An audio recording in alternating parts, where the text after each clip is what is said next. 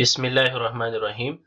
ګرانو لیدونکو، د تشریح احصایې د لړۍ په نوي درس کې د تیر درس په دوام د کارل پیرسن کویفیشنټ درس چې مو تیر ځل وکړ، دا ځل غواړو د کوریلیشن انالیسیس د سپیرمن رانک کویفیشنټ اف کوریلیشن له لارې موږ وکولی شو د آر ویلیو ځان ته پیدا کړو. نو دا ځل چې ویلیو وایو او یا غواړو راویباسو هغه د سپیرمن rank coefficient correlation value ده چې دا هم موږ او تاسې په آر سره شوي. فرق په دې کې دا دی چې په سپیرمن رانک correlation کې زموږ او ستاسې ordinal ډاټا په نظر کې سنجول شوې ده، یعنی په ډاټا زموږ او ستاسې کیټګوریکل ده. یعنی کیټګوریکل څه هدف دا دی چې زموږ او ستاسې ډاټا چې ده هغه رانک باندې پر اساس باندې جوړوو یې، یعنې په هغه کې آرډر شامل دی، کوانټیټیټیو بیس ډاټا نه ده. نو که چیرې موږ ته کوانټیټیټیو بیس ډاټا راکړي نو موږ مجبور یو هغه ډاټا آرډینل بیس ته واړوو، یعنې پر رانک باندې فرق راوباسو. بالاخره موږ وکولی چې د هغه پر اساس باندې د آر ویلیو چې د مثبت یو منفي یو په منځ کې ده هغه ویلیو راوباسو.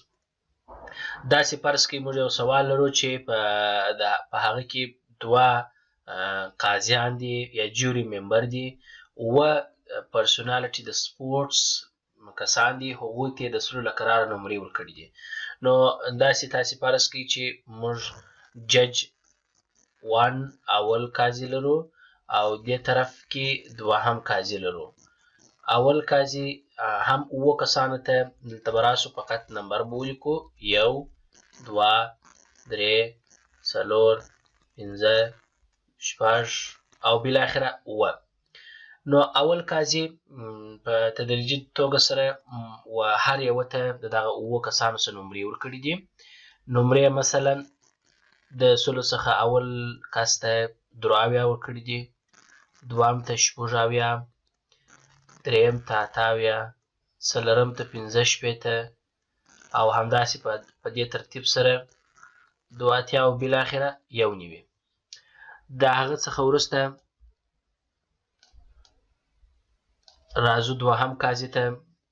دوهم قاضي اول کس ته 7 ورکړي دي چې لومړي قاضي 2 ورکړي وي. په همدغه ترتیب سره 8، 9، 8، 8، 9 او بالاخره 15 چې د آخري عدد چې تنګ سره ولیکل شو. د دې څخه وروسته چې زموږ او ستاسې دپاره مهمه برخه ده هغه رانک دی. نو کله چې موږ او تاسې سپیرمن طریقه کاروو نو موږ او تاسې به رانک د اول قاضي نمرې چې ورکړي دي درجه بندي کوو، بیا پر درجه بندي پر اساس باندې به هغه ته نمبر ورکوو. تر ټولو لوړه نمره چې ورکړې ده هغه اووم کس ته ورکړې ده چې 1 ده، نو دې ته نمبر ورکوئ تاسې. د هغه څخه وروسته دوهم نمبر یې 8 دی، د پنځم کس ته ورکړې ده. بیا د هغه څخه وروسته 2 دي، د 2 وروسته 8 دي، 8 وروسته 15، بیا 2 او بالاخره 15 چې په دې ترتیب سره خپل لیول جوړوي. د دې څخه وروسته رانک تاسې د جج دوهم لپاره راباسئ چې هغه لوړه ترینه 15 ده، 9 ورپسې، بیا 8، بیا 8، بیا 9، 15، 6 او بالاخره 9. په دې ترتیب سره موږ درجه بندي ورکړله، یعنې غټ ترینه مو اول کوي، بیا دغسې تر پایه پورې ځو. ډي زموږ د R1 که دا موږ په R1 سره وښیو او دا R2 سره وښیو نو R1 ماینس R2 به زما ډي سي، چې 6 ماینس 1 به -1 -1 په همدا ترتیب سره 5 څخه چې 15 ولاړ شي 0، 4 څخه چې 15 ولاړ شي دا -1، د 7 څخه 4 3 مثبت، د 2 څخه 3 -1، د 3 څخه 2 مثبت 1 او بالاخره 0. د دې وروسته موږ په فارموله کې ډي سکویر لرو، 1 1 1 9 1 1 او 0. سمیشن ډي سکویر به زموږ او ستاسې مساوي شي په بالاخره په 14 سره.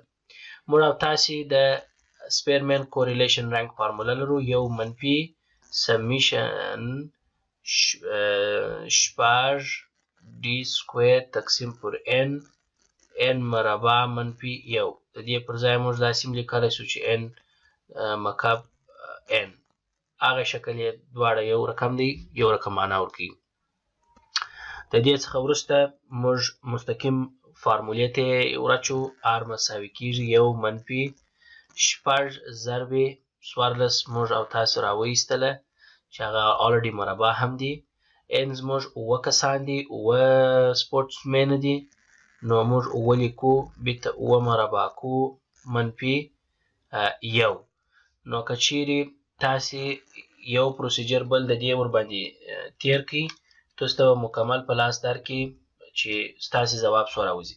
ما ته درې پر څلور اور په اشاریو کې چیرې واړی 0.15 د r درجه راووتله، چې په پرسنټیج کې چیرې موږ راوباسو نو 15% ارتباط راباسي. یعنی د سپیرمن رنک کوریلیشن کویفیشنټ دغه ویلیو دا معنا ورکوي چې کومه ډاټا د r ویلیو راایستلې ده، یعنی 15%، یعنی دغه دوه قاضیانو چې د اووه کسانو ته نمرې ورکړي دي، د دې دواړو نمرو په منځ کې د ارتباط برخه 15% یو شانته ده.